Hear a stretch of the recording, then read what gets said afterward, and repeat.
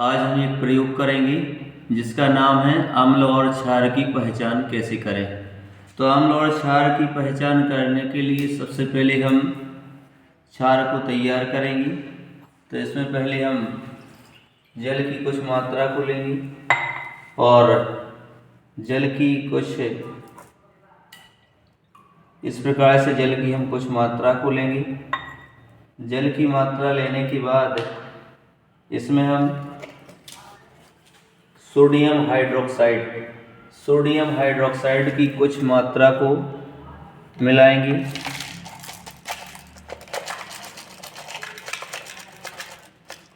और इस प्रकार से इस पानी में इसको जल में डाल देते हैं।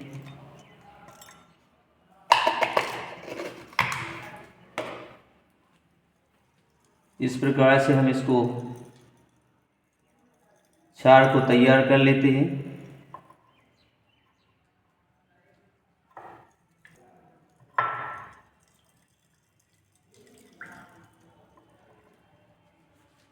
जब तक क्षार तैयार होता है दूसरे बीकर में हम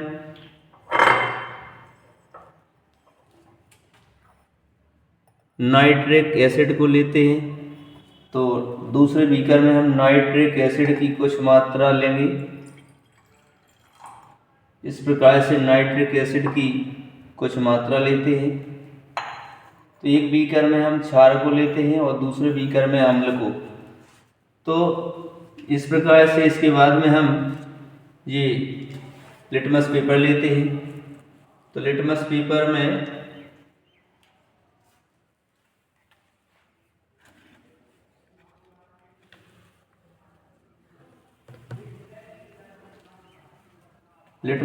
में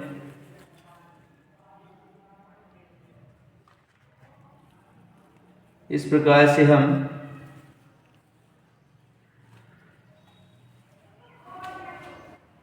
लिटमस पेपर का एक पेपर लेते हैं और इसको एसिड में हम डालते हैं।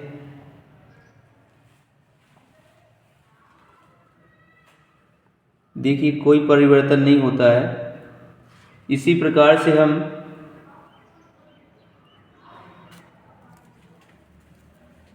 अब नीले लिटमस पेपर को अम्ल में डाल के देखते हैं।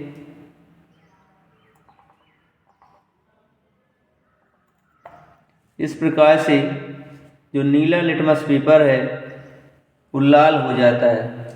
तो इस प्रकार से हम जान सकते हैं कि अम्लों का स्वभाव होता है कि नीले लिटमस पत्र को लाल कर देते हैं। इसी प्रकार से हम नीले लिटमस पत्र को क्षार में डाल के देखते हैं, कोई परिवर्तन नहीं होता है। अब हम लाल लिटमस पत्र को क्षार में डाल के देखते हैं।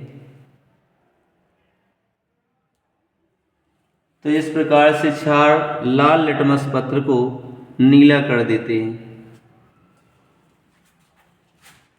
आशा है कि आप सभी को अम्ल और क्षार की पहचान समझ में आई होगी। धन्यवाद।